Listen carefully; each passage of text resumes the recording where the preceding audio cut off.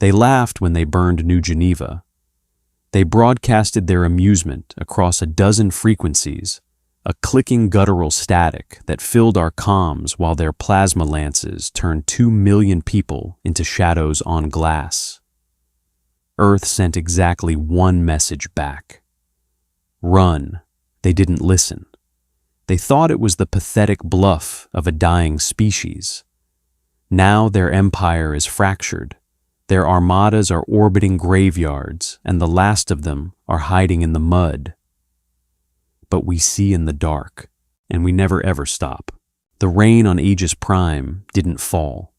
It spat. It drove into the collar of Caleb's fatigues like a million icy needles, finding every microscopic gap in his thermal lining. He tasted copper and cheap synthetic coffee at the back of his throat. His boots felt like they were cast in lead, each step producing a wet-sucking gluck as the dark gray mud fought to pull him down into the rot of the alien forest floor. Caleb paused, leaning his weight against the rough, weeping bark of a towering cycad. He let his head drop eyes closed, listening to his own ragged breathing over the relentless drone of the downpour. He wasn't a soldier, not really. 5 years ago, he was repairing atmospheric scrubbers on a civilian orbital. He knew the smell of ozone and the hum of an honest day's labor. Now he knew the smell of ammonia-laced blood and the deafening crack of a kinetic rifle. "You're dragging Caleb." The voice crackled over the short-range comms in his ear. It was Hayes. Of course it was Hayes. The man didn't seem to feel the cold or the fatigue or anything at all since the orbital bombardments took his family. "Boots flooded," Caleb muttered, not bothering to open his eyes yet. "Give me 10 seconds. "They aren't stopping for 10 seconds, which means we aren't." Caleb opened his eyes. The forest was an endless stretch of muted grays and sick bioluminescent purples. 10 yards ahead, Hayes was a dark silhouette against the fog, his rifle held perfectly level, sweeping the tree line. Beside him, Wyatt was hunched over, shivering violently, trying to keep the water out of his weapon's ejection port. Caleb pushed off the tree. His knees popped. A sharp pain shot up his left shin splints from 3 weeks of unbroken marching. He ignored it. You had to ignore it. The moment you focused on the pain, the fatigue swallowed you whole. They were hunting the Krell, the galaxy's great apex predators, 4 armed chitin-plated giants who viewed humanity as an infestation. When the Krell had demanded humanity's surrender, they hadn't asked for territory. They had asked for a cull, a mandatory 70% reduction in human population enforced by orbital fire just to keep the vermin manageable. Humanity's Central Command had broadcast a single unencrypted text file in response. Run. The Krell had found that hilarious. They didn't understand human history. They didn't understand persistence hunting. They evolved on a world where the biggest, strongest predator won the fight in 10 seconds. They didn't know what it meant to be tracked for 1,000 miles until your heart gave out.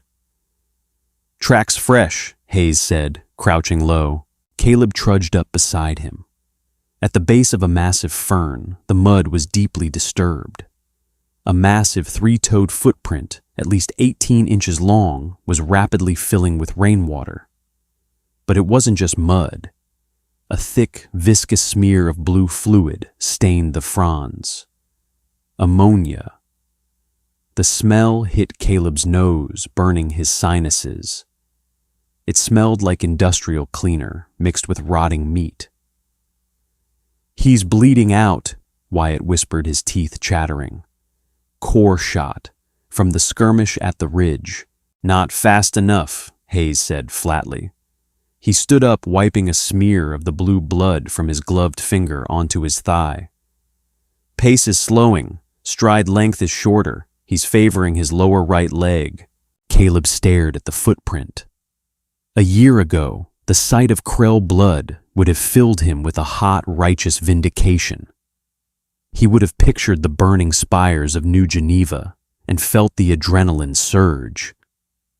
Now he just felt hollow. He looked at the blood and just saw another 10 miles of walking. He saw cold rations and wet socks. "Let him bleed out," Caleb said, his voice hoarse. "He's dead anyway. The rot flies will lay eggs in his carapace before sundown." Hayes turned his head slowly. Behind his water-streaked visor, his eyes were dead, flat stones. "Command said no survivors. We don't leave them to nature. We put them in the ground. You want to go back to scrubbing vents, Caleb? Be my guest. I'm finishing the job." Hayes turned and kept walking. Wyatt offered Caleb a miserable, apologetic shrug before falling in line. Caleb swallowed hard, adjusting the strap of his rifle so it dug into a different part of his bruised shoulder. He spat a mouthful of metallic-tasting saliva into the mud right on top of the blue blood. "Yeah," Caleb whispered to himself, "finishing the job." He racked the bolt of his rifle. The metallic clack-clack was swallowed instantly by the roaring rain. He began to walk. The pursuit dragged into the afternoon. The sky didn't lighten. It just shifted from a bruised black to an infected, swollen purple. The rain turned to sleet, sharp little pellets that bounced off Caleb's tactical helmet with a maddening rhythmic tap, tap, tap. The Krell was panicking. Caleb could read the trail as easily as a lit-up highway. In the beginning, the alien had moved with tactical precision, stepping on roots to avoid leaving deep prints, brushing fronds back into place. But as the hours wore on and the blood loss took its toll, the discipline vanished. Branches were snapped in half. Huge swaths of moss were torn up where the creature had dragged its heavy armored legs. They found its armor first, a heavy carbon weave breastplate discarded at the base of a rocky incline. It was cracked down the middle from an anti-materiel round the inner padding, soaked black with dried blue blood. Wyatt kicked the breastplate. It weighed nearly 60 pounds. Ditching weight. He knows we're right behind him. He's terrified, Hayes noted. There was no joy in his voice, just clinical observation. Caleb squatted next to the discarded armor. He touched the edge of the bullet hole. The jagged metal was still warm to the touch. The Krell had a naturally high internal body temperature. Without the thermal padding of the armor, the freezing sleet was going to send it into thermal shock. Good, Caleb tried to tell himself. Suffer, but the anger felt forced. It felt like an old, worn-out script he was trying to recite from memory. When he closed his eyes, he didn't see the burning colonies.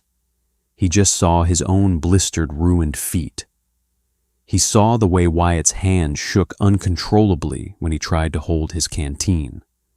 They were hunting monsters, but the hunt was grinding them down into something less than human. 20 minutes later, they found it. It wasn't a glorious last stand. It wasn't a roar of defiance from the galaxy's most feared conquerors.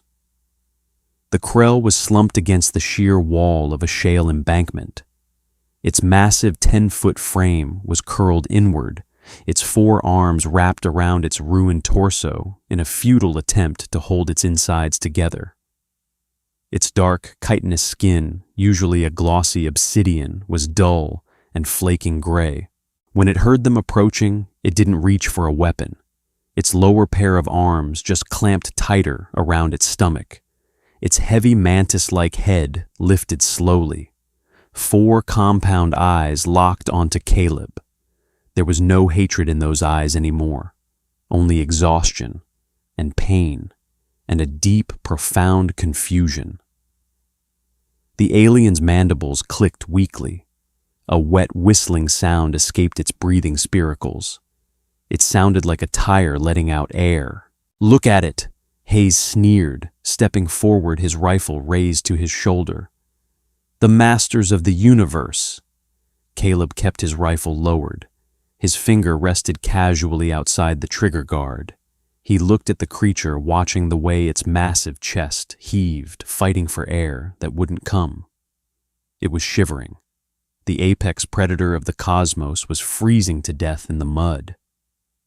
"It's trying to speak," Wyatt said, his voice barely audible over the sleet. The Krell clicked again. A string of translated audio buzzed in Caleb's earpiece. The translation software was patchy, struggling with the creature's ruined vocal cords. "Why, do not, stop, tired, please." Caleb felt a strange tightening in his throat. It wasn't pity. It was something uglier. It was the realization that the monster in front of him wasn't a demon. It was just an animal. A stupid, arrogant animal that had kicked a hornet's nest and was now dying from 1,000 stings. "Shut up," Hayes said. He wasn't yelling. He just sounded irritated. Hayes stepped to within 3 feet of the dying alien. The Krell didn't flinch. It just stared at the barrel of the rifle, its spiracles hissing softly. "Mercy." The translator buzzed.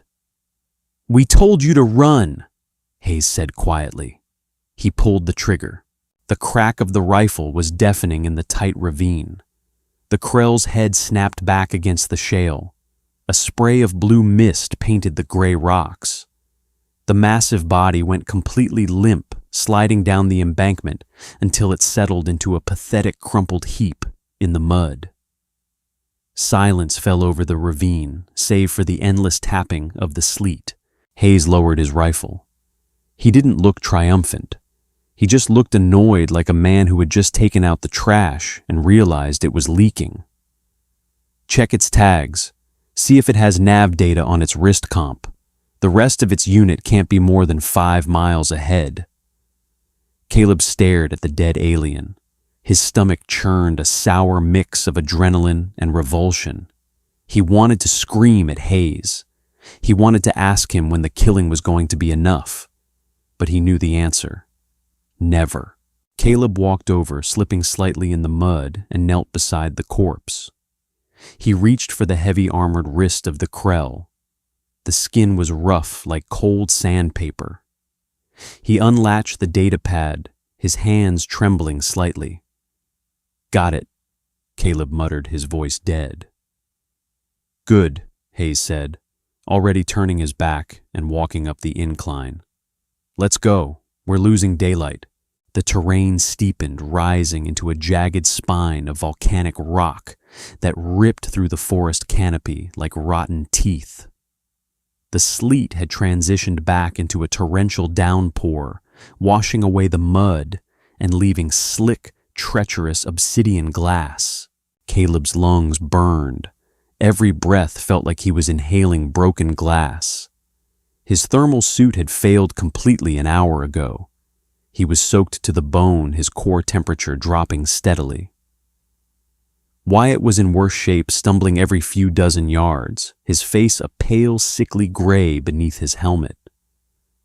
Only Hayes pushed forward with robotic intensity. "Signal is getting stronger," Hayes barked, tapping the side of his helmet. "The datapad shows a rendezvous point just over this ridge, probably a dropship extraction." "They don't have any dropships left," Caleb said, his voice ragged as he hauled himself up a sheer ledge. His gloves slipped on the wet rock, scraping the knuckles of his left hand raw. He cursed, tasting blood where he had bitten his lip.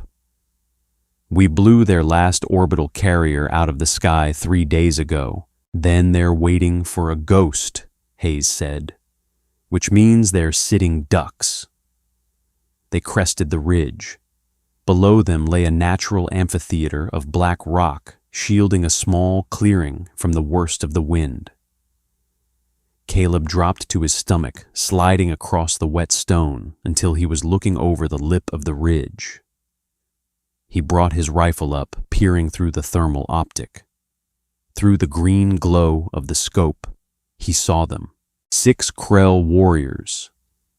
They were huddled around a small, sputtering chemical fire, their massive bodies hunched against the cold. They looked nothing like the proud conquerors from the propaganda hollows. Their armor was scorched and missing in chunks. 2 of them were unarmed. One was missing a lower left arm, the stump wrapped in dirty, soaked bandages. They were trapped, exhausted, beaten. 6 targets, Hayes whispered over the comms, sliding into position to Caleb's right. Wyatt, you take the ridge above them. Provide enfilading fire. Caleb, you're with me. We push down the center. Staggered advance. Hayes. Caleb started his finger hovering over the trigger. His heart was hammering against his ribs, a frantic, sick rhythm. Look at them. They're done. They don't even have sentries posted. We can call in a strike or just take them prisoner. Central Command might want intel. Hayes slowly turned his head to look at Caleb. Even through the rain, Caleb could feel the contempt radiating from the older man. They glassed New Geneva, Caleb. They boiled the oceans on Ceti Alpha. They put my 6-year-old daughter in an incinerator because she was taking up excess biomass. Hayes's voice was a low, dangerous hiss. You want to take them prisoner? You want to feed them and give them a cot. I want to stop feeling like a butcher. Caleb snapped back, his voice cracking. He didn't care about noise discipline anymore. Look at us, man. We're crawling through the mud to shoot crippled animals in the back. That's exactly what we're doing, Hayes said, his voice entirely devoid of emotion. Because that's what it takes. They wanted to see the universe burn. We're just making sure they die in the ashes. Now shoulder your weapon or stay up here and freeze. Hayes didn't wait for a response. He pushed himself up over the ridge and began a rapid sliding descent down the slick rocks, his rifle tucked tight into his shoulder. Wyatt was already moving up the flank, a silent, shivering ghost. Caleb closed his eyes. The rain hit his eyelids. He felt a tear mix with the icy water on his cheek. He hated the Krell. He hated them for what they did. But he hated humanity for what it had to become to beat them. He hated that he was about to slide down this rock and murder 6 half-dead creatures who were just trying to get warm. Clack, clack. Caleb racked the bolt of his rifle. He pushed himself over the edge. He hit the floor of the amphitheater at a sprint, his boots slipping on the wet glass. The Krell heard them coming. The one with the missing arm turned its compound eyes wide with terror. It reached for a heavy plasma repeater resting against a rock. It never made it. A heavy round from Wyatt's rifle took it in the shoulder, spinning the massive creature around. Hayes was already firing 3-round bursts that barked into the rain. The cracking sound echoed off the canyon walls, deafening and chaotic. A Krell warrior roared a terrible screeching sound like tearing metal and charged Hayes, its 4 arms spread wide, holding a heavy vibro blade. Caleb didn't think. Instinct drilled into him through months of hell took over. He brought his sight up, tracked the charging beast, and pulled the trigger twice. The recoil punched his bruised shoulder.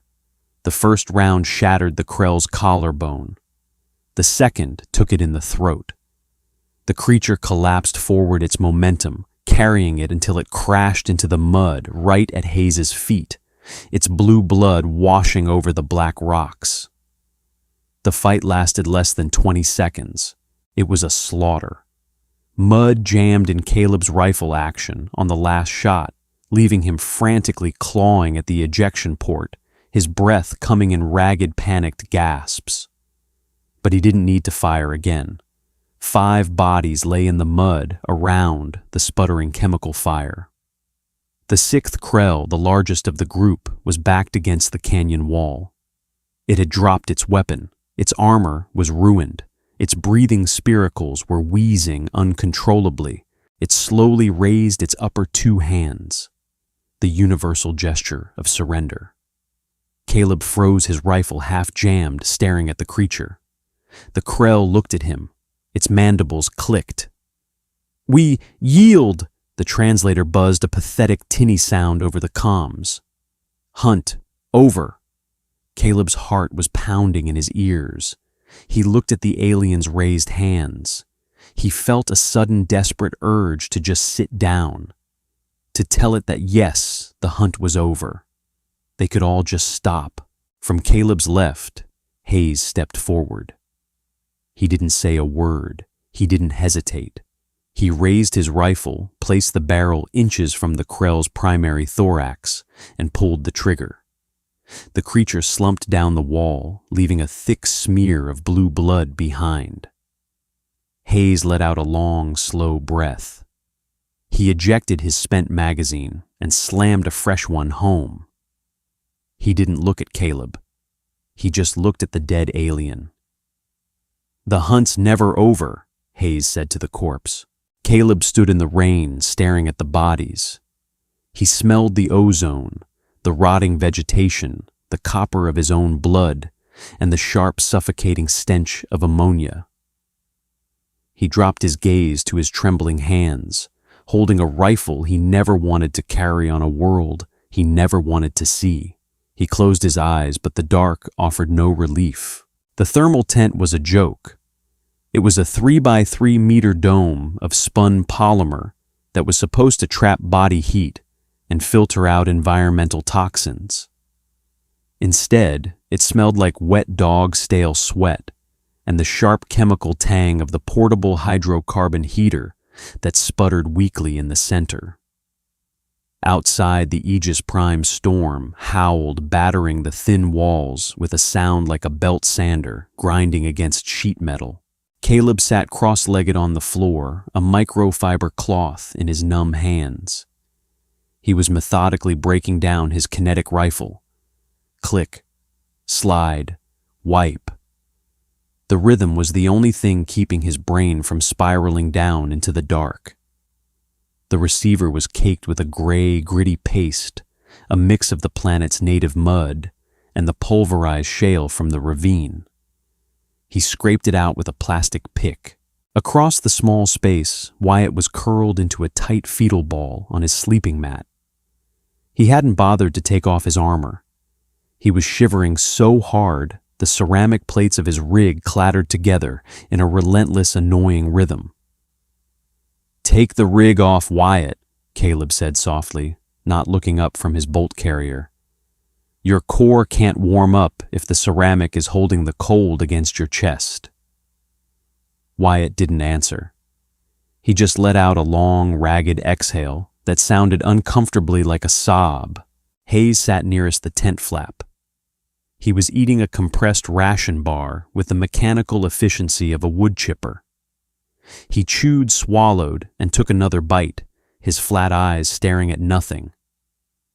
He looked entirely unaffected by the slaughter in the ravine. He didn't have mud on his face. He didn't look tired. He looked like a machine that had simply powered down to conserve battery. "Leave him," Hayes mumbled around a mouthful of synthetic oats. "If he wants to freeze, that's his tactical error. We move out at 0400. Caleb stopped wiping the rifle bolt. He looked at Hayes, feeling a hot spark of anger trying to ignite in his exhausted chest. But the spark found no kindling. He was too tired to argue. He dropped the bolt back into the receiver and slammed the upper back onto the lower. The metallic clack made Wyatt flinch. Caleb reached into his chest rig and pulled out the Krell datapad they had looted off the corpse hours ago. It was a bulky, brutalist piece of technology designed for hands twice the size of a human's.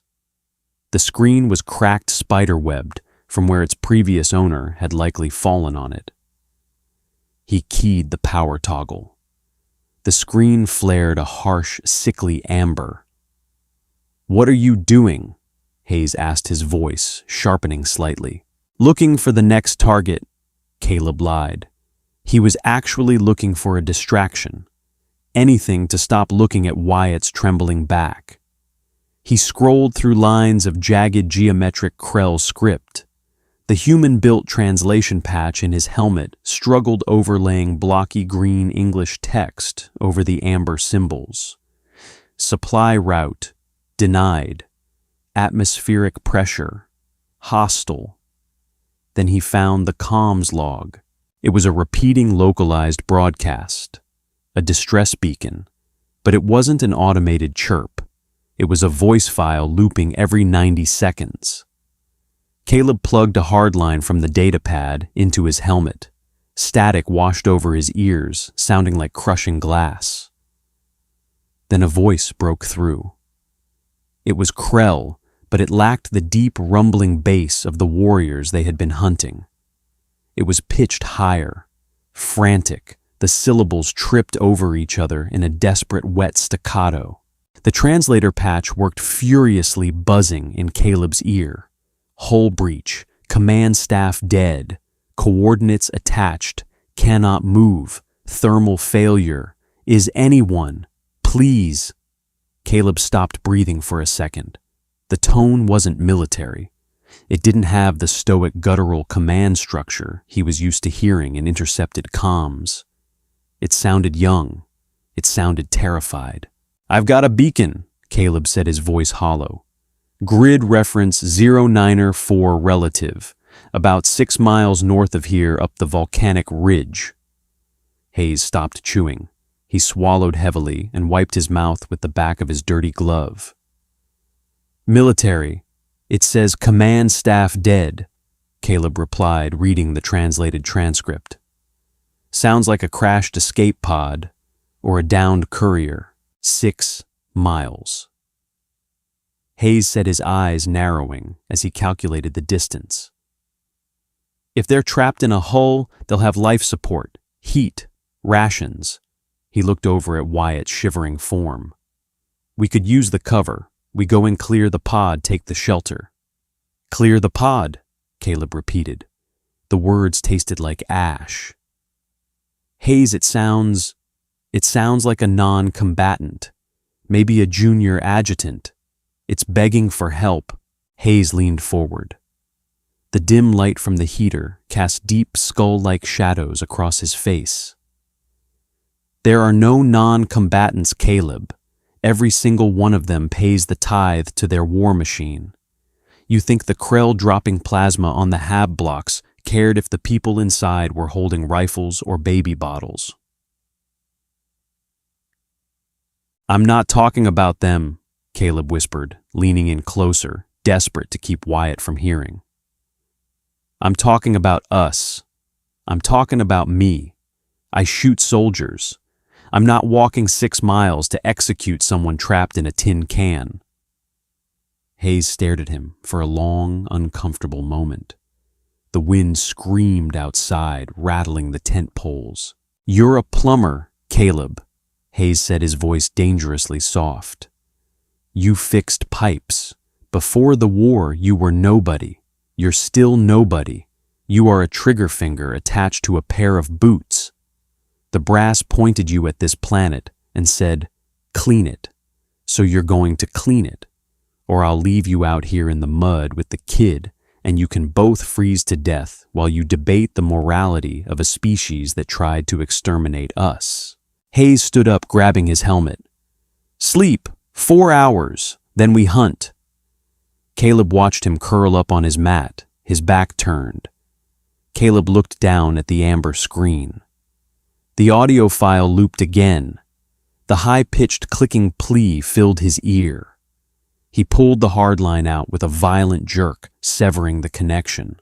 He lay back on the hard, unyielding ground. He squeezed his eyes shut, trying to picture his old apartment. He tried to remember the smell of the cheap synthetic noodles from the vendor down the street. He tried to remember the hum of the air recyclers. But all he could smell was wet wool and burning fuel. All he could hear was Wyatt's teeth chattering and the endless driving rain. The march north was a masterclass in misery. The forest thinned out, replaced by a jagged, uneven expanse of basalt and cooled lava flows. The storm hadn't broken, but the rain had turned into a freezing suspended mist that clung to everything, reducing visibility to less than 50 feet. Caleb's shin splints had evolved from a sharp ache into a continuous grinding agony with every step. He had tied his bootlaces so tight his feet were numb just to keep his ankles from rolling on the uneven rock. Wyatt was stumbling alongside him, his breathing a wet, rattling wheeze. He looked like a corpse that hadn't gotten the memo. "Keep your spacing," Hayes barked through the comms. He was a gray shadow moving through the mist ahead of them. "We're entering the debris field." Caleb looked up, wiping the condensation from his visor. Through the fog, massive shapes loomed like the skeletons of dead titans. It was the wreckage of a Krell armored column. They had been caught in a choke point by human orbital railguns 3 weeks ago. The devastation was absolute. Massive 6-tread siege tanks lay flipped on their backs, their underside armor blown outward like peeled metal fruit. The air here didn't smell like rain and ozone. It smelled of scorched carbon leaking hydraulic fluid and the unmistakable sweet rot stench of old death. Caleb walked past the severed barrel of a plasma cannon. It was wide enough for him to stand up inside. The sheer scale of the Krell war machine always made his stomach drop. They built things to intimidate. They built things to crush. And yet here it all was, reduced to scrap by a species they had called vermin. Human kinetics, simple brutal tungsten rods dropped from orbit, didn't care about the artistic curves of Krell armor. Physics always won. "Watch the razor wire," Hayes warned. Caleb looked down. The ground was littered with Krell defensive countermeasures, coils of monomolecular filament designed to slice through flesh and light armor.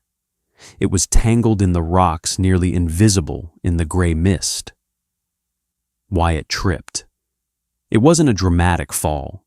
His boot just caught the edge of a shattered armor plate, and his exhausted legs gave out. He pitched forward with a muted cry, throwing his hands out to break his fall.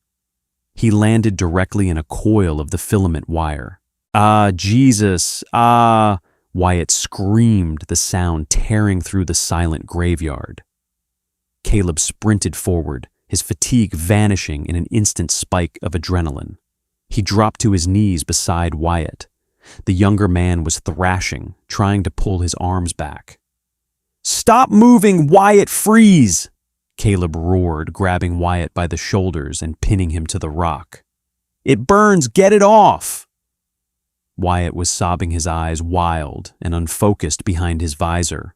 Caleb looked down. The wire had sliced cleanly through the heavy tactical fabric of Wyatt's left forearm and bitten deep into the meat.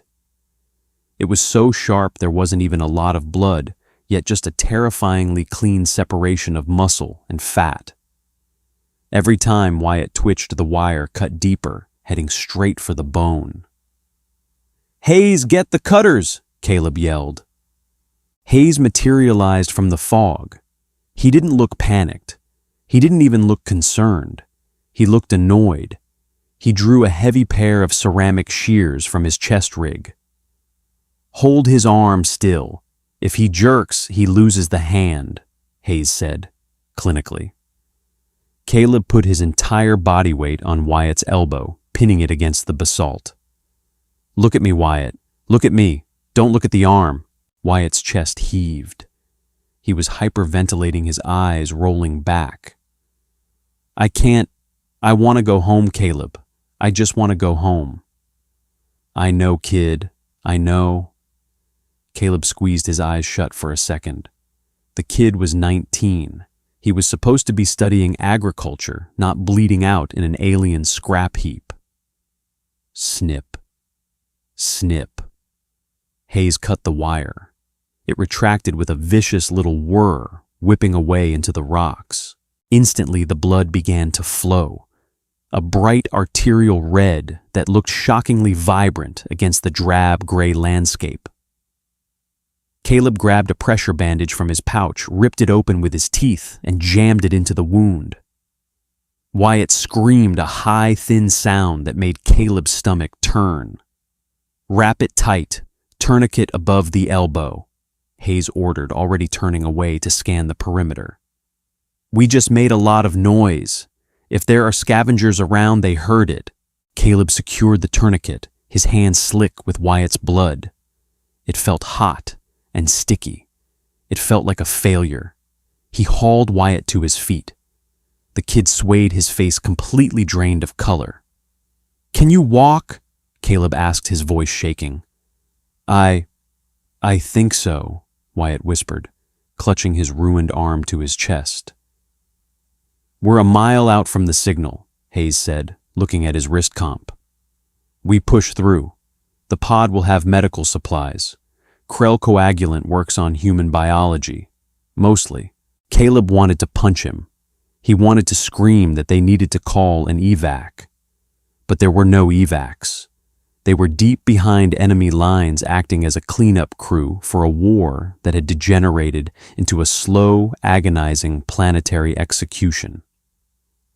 Let's go, Caleb muttered, hooking his arm under Wyatt's good shoulder to support his weight. They limped through the iron graveyard ghosts, haunting a monument to hubris. The mist clung to them like a shroud. Caleb felt the heavy drag of Wyatt's weight, but he welcomed it. It was a physical pain, a real tangible burden that distracted him from the hollow, echoing emptiness growing inside his chest. He realized with a sickening clarity that he didn't care about humanity's victory anymore. He didn't care about avenging New Geneva. He just wanted to find a dry place to sit down. They found the pod resting at the bottom of a deep, naturally formed crater. It was a sleek, aerodynamic teardrop of black metal, completely unlike the blocky utilitarian armor of the Krell grunts. Its surface was scored with re-entry burns, the metal warped and discolored in oily rainbows of purple and gold. The impact had shattered the surrounding rock, leaving a crater of pulverized dust. A single emergency strobe blinked lazily near the top hatch, casting weak red shadows into the fog. Command pod, Hayes whispered, lying on his stomach at the lip of the crater, his scope trained on the hatch. Class 4, that's high brass. Caleb lay beside him. Wyatt slumped behind them, half conscious and shivering. Caleb stared at the pod. The metallic taste of adrenaline coated his tongue, but his limbs felt like lead.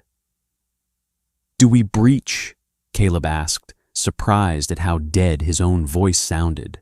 We breach, Hayes confirmed. Standard stack. I take the lock, you take the interior. If it moves, you put a round in its center mass. They slid down the scree of the crater, the loose rocks clattering loudly. It didn't matter. The pod's occupants already knew they were there. The looping distress beacon had suddenly cut off. Hayes stepped up to the seamless metal hatch. He produced a thermic charge, slapping it against the locking mechanism. He slapped Caleb's shoulder and stepped back, turning his face away. Caleb braced his rifle against his shoulder.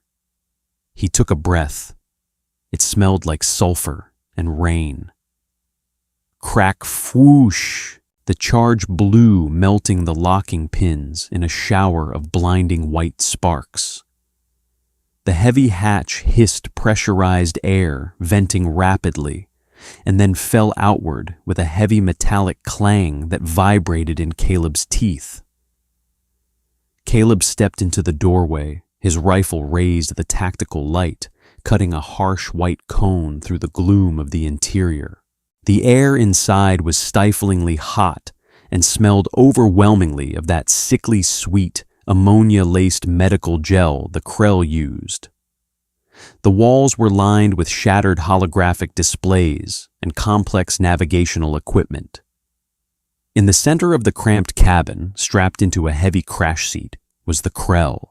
It was smaller than the warriors.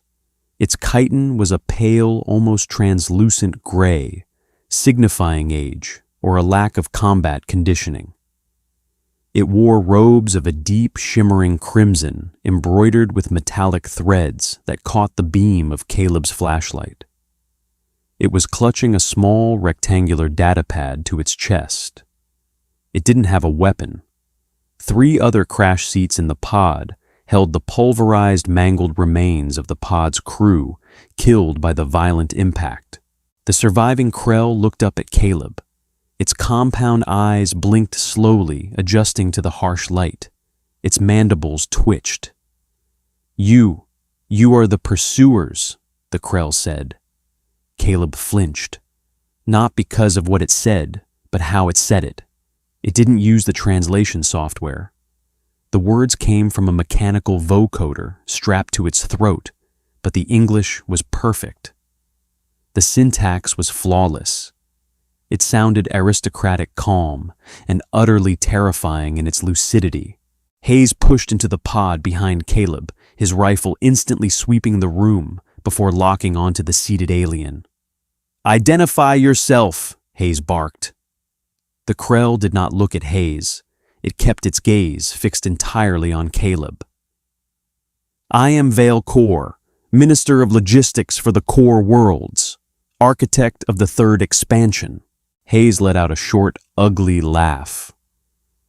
"Minister of Logistics, you're the one who routed the fuel fleets. You're the one who signed the requisition orders for the plasma batteries that burned our worlds." "I signed many orders," the Krell replied, calmly, though Caleb could see its lower set of hands trembling where they clutched the datapad. "It was the mathematics of empire. Your species was an anomaly, a chaotic variable that required pruning. We did not act out of malice, human. We acted out of order." "Order," Hayes repeated, stepping closer, his rifle barrel leveling at the Krell's head. "You burned 2 billion people for math. We did not know you would not break," Vilecore said, softly. The vocoder stripped the emotion from its voice, but the trembling of its hands betrayed it. "We did not calculate for spite. When you lost your worlds, you did not surrender. You simply discarded your civilization and became this. You became a plague." "Shut up," Caleb said. The words tore out of his throat before he could stop them. The Krell looked at him. "You are tired, human. I can see it in your posture. Your biology is failing under the stress of this environment. I offer a transaction. In this datapad are the encryption keys to the remaining core world orbital defenses. With this, your fleet can end the war in a matter of weeks. Without it, you will fight for another decade in the mud." Hayes froze. Even his hardened exterior cracked at the magnitude of that offer. The encryption keys. It would save millions of human lives. It was the holy grail of military intelligence. "And in exchange," Hayes asked, his voice tight, "you allow me to power the pod's subspace transmitter. I will transmit my resignation to the High Council, and then you let me walk into the wilderness. You give me the dignity of exile rather than execution in a cage." Hayes lowered his rifle a fraction of an inch. He was actually considering it. He was looking at the datapad. Caleb looked at the Krell. He looked at the crimson robes. He looked at the smooth, unblemished hands that had never held a rifle, never dug a trench, never wiped the blood of a friend off their fingers. He thought about Wyatt outside screaming as the wire cut into his bone. He thought about the endless freezing rain. He thought about the fact that this creature had burned his world on a spreadsheet and now wanted to buy its way out of the consequences with another transaction. Caleb didn't feel anger. He didn't feel righteous fury.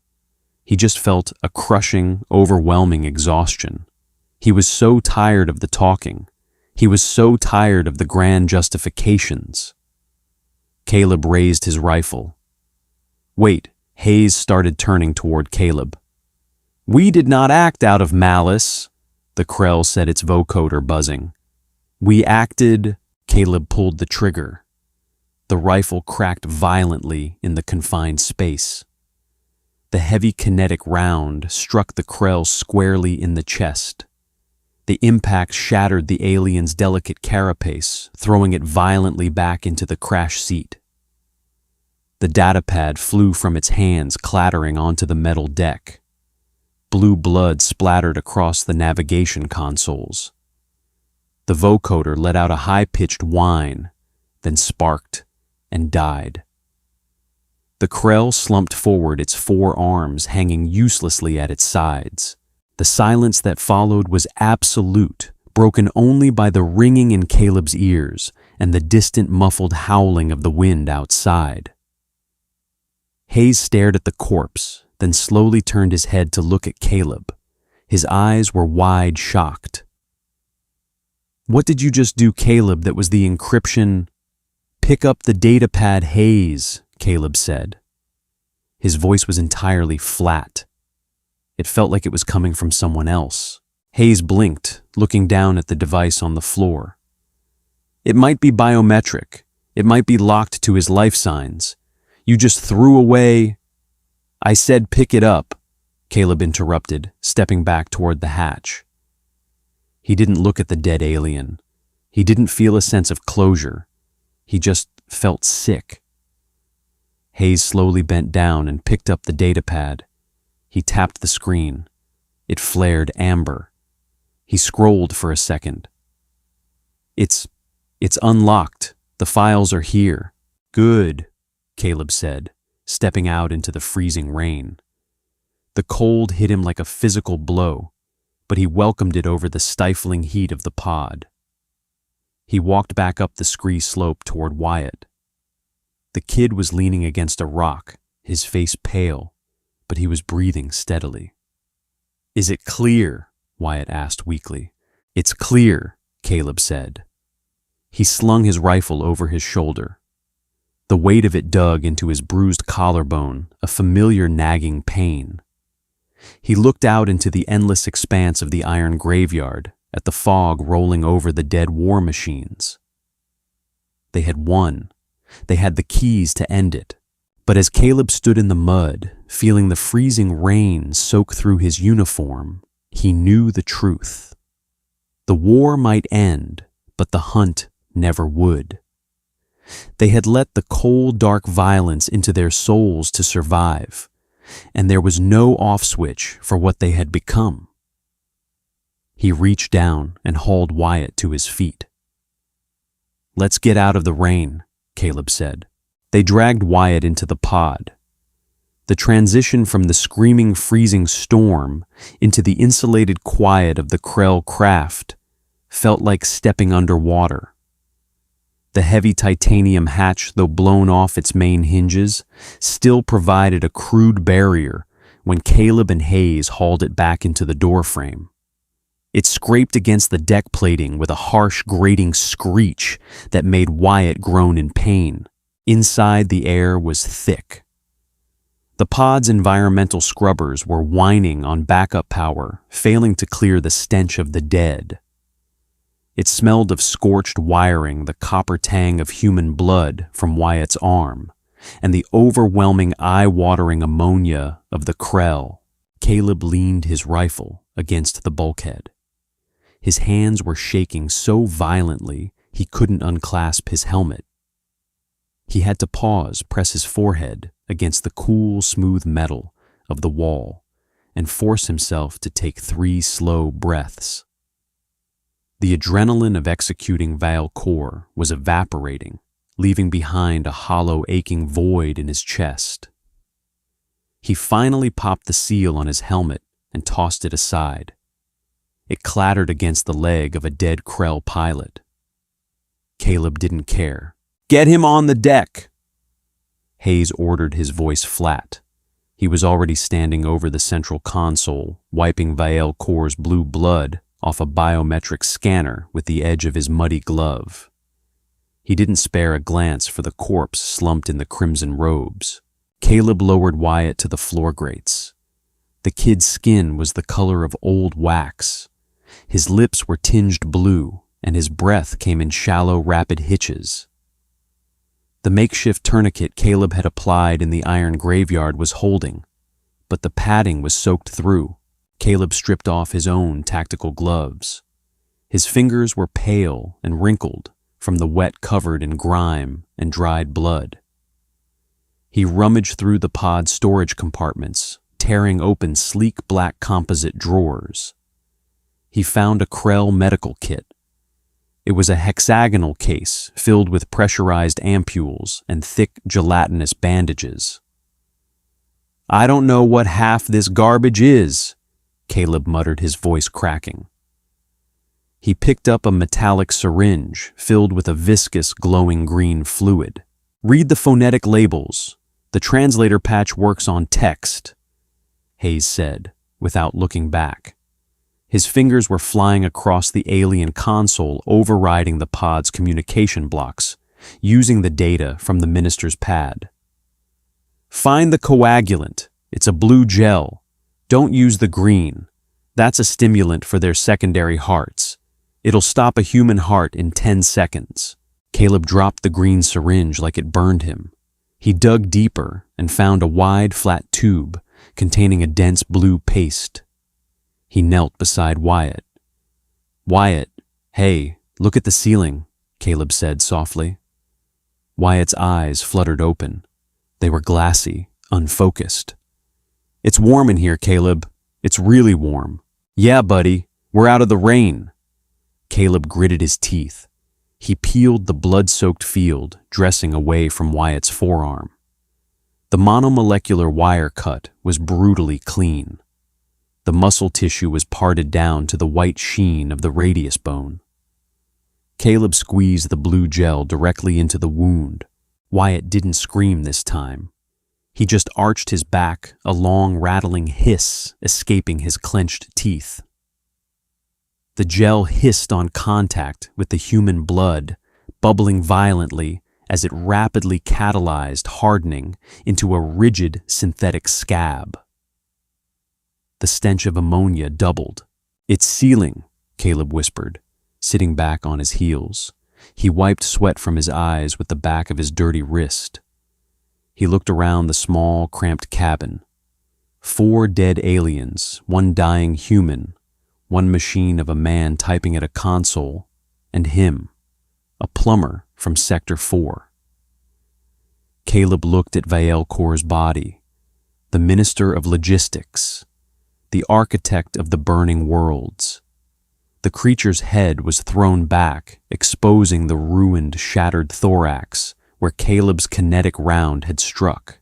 "We did not act out of malice," the creature had said. Caleb felt a sudden violent urge to vomit. He crawled to a corner of the pod near a shattered display screen and dry heaved. Nothing came up but a string of bitter yellow bile. He spat it onto the pristine metal floor. He didn't shoot the Krell out of a sense of patriotic duty. He didn't shoot him for the billions dead on New Geneva or for Hayes's daughter. He realized with a sickening drop in his stomach that he shot Vale Core because the alien's voice was annoying. He shot him because he was tired of listening to the justifications of the powerful. He shot him to make the noise stop. "Uplink established," Hayes announced. The harsh mechanical hum of the pod's subspace transmitter kicked in, vibrating through the floor grates. Transmitting the encryption keys to Fleet Command on encrypted burst channels, repeating the burst every 60 seconds until they acknowledge. Hayes turned around. He looked at Caleb, then down at Wyatt, and finally at the body of Vale Core. "You did the right thing," Hayes said. It wasn't meant to be comforting. It was a tactical assessment. A prisoner of that rank would have tied up fleet intelligence for years. He would have negotiated a treaty. He would have lived in a comfortable cell. You closed the loop. I just wanted him to shut up, Caleb said, his voice raw. He leaned his head against the bulkhead. Don't make it a hero's execution, Hayes. We're just butchers in a metal box. Hayes didn't argue. He just ejected the magazine from his rifle, checked the brass, and slammed it back in. Transmission is bouncing off the orbital relays. Fleet Command will have the keys in 5 minutes. After that, they send a bus for us. And if they don't, Caleb asked, staring at the flashing red light of the transmitter. Then we wait for the locals, Hayes replied calmly. He pointed to the console. A radar display was pulsing with faint amber contacts. The distress beacon Vale Core was looping. It didn't just attract us. I'm reading multiple heavy signatures moving up the scree slope. Krell infantry. And they're moving fast. Caleb closed his eyes. Of course. The universe wouldn't just let them sit in the quiet. He pushed himself up off the floor, his joints popping, his muscles screaming in protest. He walked over to his rifle, picked it up, and racked the bolt. The metallic clack sounded terribly small inside the tomb of the pod. The first indicator wasn't a sound. It was a vibration, a heavy rhythmic thudding that traveled through the basalt rock beneath them and translated into a dull tremor in the pod's titanium hull. Caleb felt it in the soles of his boots. It was the synchronized marching pace of Krell heavy infantry, stripped of their usual arrogance, driven now by the desperate need to secure their minister. 3 minutes to full data transmission, Hayes muttered, his eyes locked on the console's upload bar. Hold the door, Caleb. Just me, Caleb asked, a bitter laugh caught in his throat. Wyatt's useless. I have to keep the terminal from going into auto-sleep while the burst cycles, Hayes replied, his tone unchanged. Use the natural choke point of the hatchway. Don't let them breach. If they get a plasma grenade inside this hull, we all cook. Caleb stepped over Vale Core's legs and positioned himself by the partially jammed hatch. Outside, the freezing rain had slacked into a dense, clinging fog. Visibility was cut to perhaps 20 yards. The darkness was absolute, save for the weak red glow of the pod's emergency strobe pulsing through the crack in the door. He braced his shoulder against the cold metal frame, leveling the barrel of his kinetic rifle through the gap. His thermal optic flared green, cutting through the dense mist. At first, nothing. Just the jagged silhouettes of the iron graveyard. Then the shadows moved. 3 massive figures materialized at the bottom of the crater, their heat signatures blooming bright yellow and orange in his scope. They weren't the ragged dying stragglers from the ravine. These were honor guard. Over 9 feet tall, encased in thick reactive armor plates. They carried heavy particle beam projectors, weapons designed to turn light armor into slag. They weren't sneaking. They were charging up the scree slope, their massive boots kicking up showers of loose rock. Contact, Caleb barked. His voice was steady, surprising him. The hollow emptiness was gone, replaced by the primal, terrifying clarity of pure survival. He aimed for the center mass of the lead Krell and squeezed the trigger. The rifle kicked hard, bruising his shoulder through the padding. The kinetic round screamed out of the barrel, a streak of displaced air. It hit the lead Krell square in the chest plate. The reactive armor detonated outward, absorbing the kinetic energy in a blinding flash of sparks. The Krell staggered, pushed back a half step, but it didn't fall. They're up-armored, Caleb realized with a spike of panic. Standard rounds won't punch the carapace on the first hit. The Krell returned fire. A searing bolt of blue-white plasma lashed out from the alien's projector. Caleb threw himself backward just as the beam struck the outer hull of the pod. The sound was deafening, a cracking, booming roar like a lightning strike hitting a transformer. The inside of the pod instantly superheated. The smell of vaporized titanium and ozone flooded the small cabin, choking Caleb. "Upload at 60%, Hayes yelled over the ringing in Caleb's ears. Caleb scrambled on his hands and knees back to the hatch. He didn't bother aiming down the sights. He thrust the barrel through the gap and unleashed a heavy, sustained burst. He held the trigger down until the rifle clicked empty, the recoil bucking wildly in his exhausted arms. A heavy, wet tearing sound echoed from outside, followed by a guttural screech. He had hit something. He dropped the empty magazine. It clattered on the deck. He reached for a fresh one on his chest rig, his fingers numb and clumsy from the cold, and the adrenaline fumbled. The magazine slipped, dropping into the dark gap between the floor grates. "Damn it!" Caleb hissed frantically, clawing at another pouch. Footsteps crunched heavily just outside the door. A massive armored hand shoved through the gap in the hatch, grabbing the edge of the titanium door. The metal groaned as the Krell exerted its immense strength, trying to rip the door off its ruined hinges to widen the breach. Caleb slammed a fresh magazine into his rifle, racked the bolt, and shoved the barrel directly into the gap, blindly pulling the trigger. The muzzle flash illuminated a terrifying mantis-like face just inches away. The rounds tore through the Krell's unarmored neck joint. Blue blood sprayed violently through the gap coating Caleb's visor and chest in thick, hot fluid. The creature roared a sound that vibrated in Caleb's teeth, but its grip on the door slackened. It fell backward, its massive bulk tumbling down the scree slope with a cascade of loose rock. "One down!" Caleb gasped, wiping the sticky blue blood off his visor with his forearm. The smell of ammonia was suffocating now, mixed with the scorched metal of the hull. "Upload at 90%, Hayes said. "Keep them out." Another plasma bolt hit the pod, this one striking the roof. The interior lights flickered and died, leaving only the amber glow of the console and the strobing red emergency light.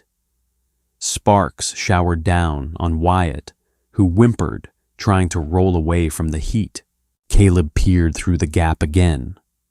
The remaining two Krell were advancing cautiously now, using the blasted wreckage of an older rusted tank for cover.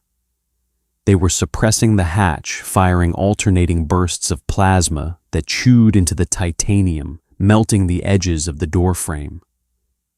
Caleb couldn't peek out to shoot without taking a beam to the face. He crouched low, his back against the wall, listening to the molten metal dripping onto the rocks outside.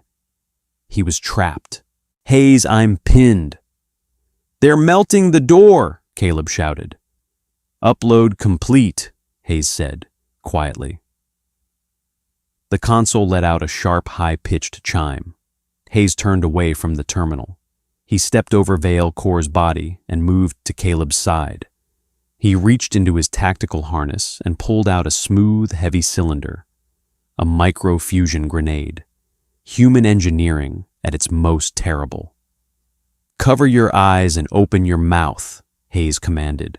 Caleb dropped his chin to his chest and opened his jaw to keep the overpressure from blowing his eardrums. Hayes primed the cylinder, twisting the cap. He didn't throw it. He simply extended his arm, dropped the grenade through the narrow gap in the hatch, and immediately kicked the titanium door fully shut, bracing his entire body weight against it. "Brace!" Hayes yelled. 3 seconds passed. The explosion didn't sound like a boom. It sounded like the world tearing in half. The shockwave hit the pod like a physical hammer. Caleb was thrown off his feet, crashing hard into the opposite bulkhead. The titanium door bowed violently inward under Hayes's weight, glowing cherry red from the heat outside, but it held. The air in the pod turned into a thick cloud of dust smoke and pulverized ash. Caleb's ears were bleeding, a warm trickle running down his neck. The ringing in his head was a solid physical pressure.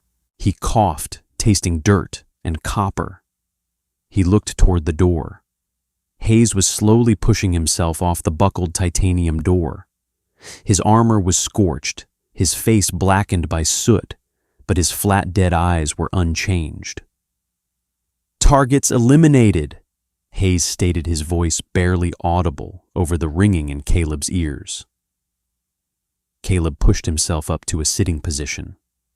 He looked at his hands. They were trembling violently, covered in alien blood and human dirt. He had survived. Again, he looked over at Wyatt. The kid was unconscious, his breathing shallow, but he was alive. From the console, a new sound cut through the ringing. It was a crisp, clear voice, speaking unaccented English through the static of the comms channel. "Aegis actual to ground element. We have your transmission. Good work down there, boys. Keys are confirmed. We are vectoring an armored extraction bus to your coordinates. ETA is 4 mics. Pop green smoke if you've got it. Hang tight." Hayes walked over to the console and keyed the mic. "Understood actual. We're ready for pickup." Caleb leaned his head against the wall. 4 minutes. The war was over. The keys were sent. Humanity had won. So why did he feel like he was already dead?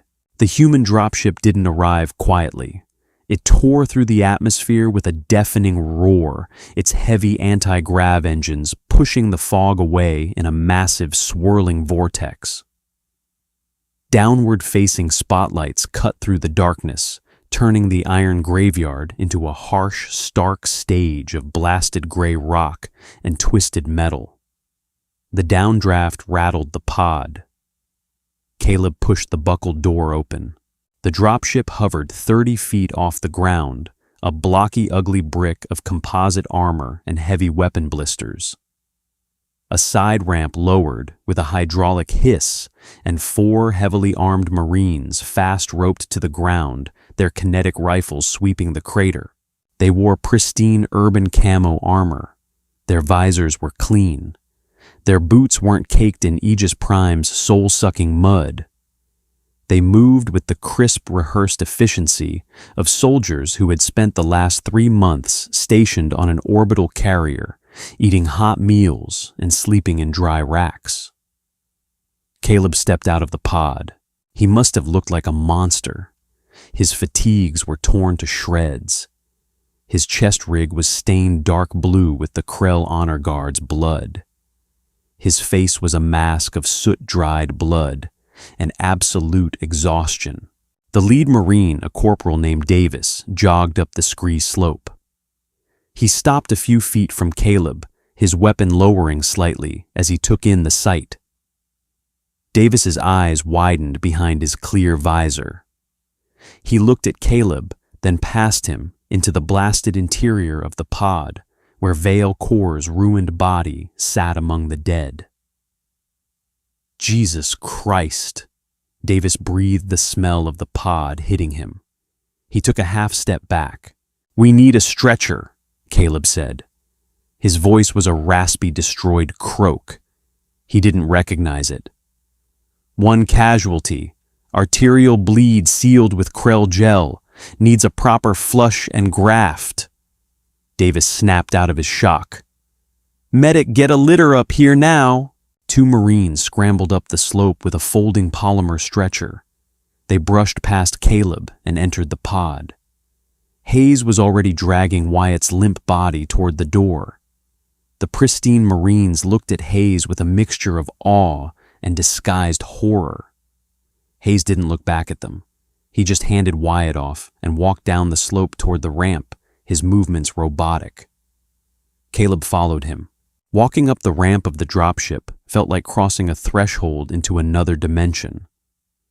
The interior smelled of chemical cleaner synthetic oil and conditioned air. It was painfully bright. Caleb sat heavily on a metal jump seat. He let his kinetic rifle clatter to the deck between his boots. He didn't secure it. He just stared at his hands. The grime was worked deep into the creases of his knuckles, forming dark, permanent lines. A young medic, barely older than Wyatt, knelt in front of Caleb. The medic reached out with a clean white cloth, hesitating before wiping a smear of blue blood off Caleb's cheek. "You guys did it," the medic said, his voice hushed, reverent. "Command says those keys just bypass the orbital grid over the Krell homeworld. The fleet is jumping in right now. It's over. You saved us." Caleb looked at the medic. He saw the genuine admiration in the kid's eyes. He saw the narrative the kid was building in his head, the glorious ragged heroes who crawled through the mud to slay the dragon. Caleb wanted to tell him the truth. He wanted to tell him about the Krell soldier freezing to death in the ravine, begging for mercy. He wanted to tell him about how they shot it in the back. He wanted to tell him about Vael Kor, who had offered the keys for his life, and how Caleb had put a bullet in his chest just to stop the talking. He wanted to explain that they hadn't saved humanity's soul today. They had just proven they could be better butchers than the monsters who started the fight.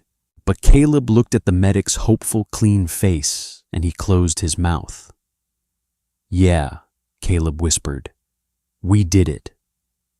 The dropship engines whined, the pitch shifting, as the vessel lurched upward, breaking away from the gravity of Aegis Prime.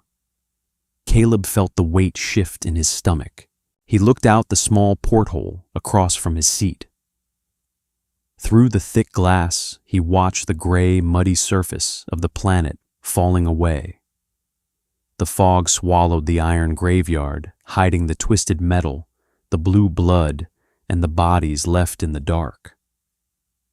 Hayes sat 2 seats down, his eyes closed his face, an unreadable stone. Wyatt was strapped into a medical cradle, an IV line already pumping clear fluids into his arm.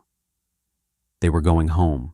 But as Caleb watched the planet shrink into a bruised purple marble against the cold vacuum of space, he knew the truth. The plumber from Sector 4 was dead. He died somewhere in the mud, right next to the aliens he had learned to hate, and the humanity he had learned to lose. Caleb leaned his head back against the cold metal bulkhead, closed his eyes, and listened to the hum of the engines. It didn't sound like victory.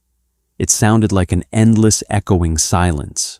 If you felt the crushing weight of Caleb's journey and the brutal reality of survival in this chapter make your voice heard, hit that like button to help this story reach more fans of grounded raw sci-fi.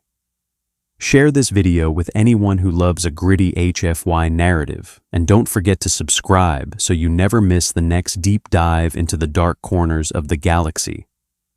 The war might be over on screen, but the discussion continues. Drop a comment below and tell me, does surviving a war like this mean you actually won?